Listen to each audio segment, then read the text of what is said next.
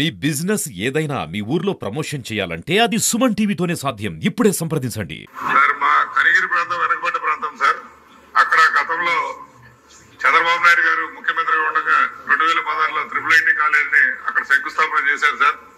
అప్పటి నుంచి దాని మీద ఎటువంటి పురోగతి చెందలేదు సార్.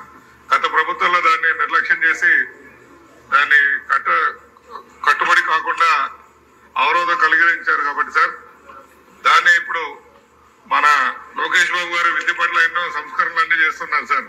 స్కూల్ LKG నుంచి దాదాపు డిగ్రీ వరకు చేస్తున్న దాంట్లో మా ప్రాంతంలో కూడా ఈ కాలేజీని తిరిగి ప్రారంభిస్తే మా ప్రాంతంలో కూడా ఇప్పుడు ప్రకాశం జిల్లాలో ఆంధ్రకేసరి యూనివర్సిటీ అని పెట్టున్నారు సార్. ఓన్లీ బిల్డింగ్ కే పరిమితం అయ్యింది.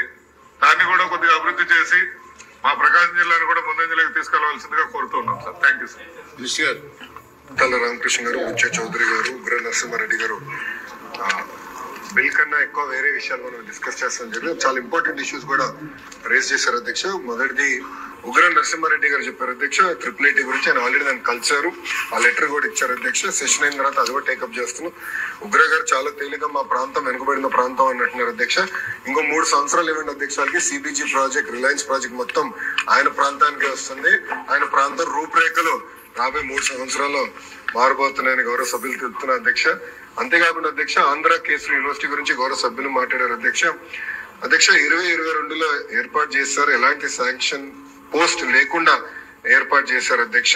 దానివల్ల అక్కడ ఉన్న ఉపాధ్యాయులు కూడా వాళ్ళ ప్రొఫెసర్స్ ఇబ్బంది పడటం జరుగుతుంది అధ్యక్ష.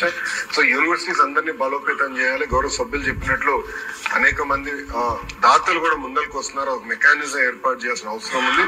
ఆంధ్ర కేసరి యూనివర్సిటీ కూడా ప్రోత్సహించాలనే లక్ష్యంతో మన ప్రభుత్వం పనిచేస్తుంది.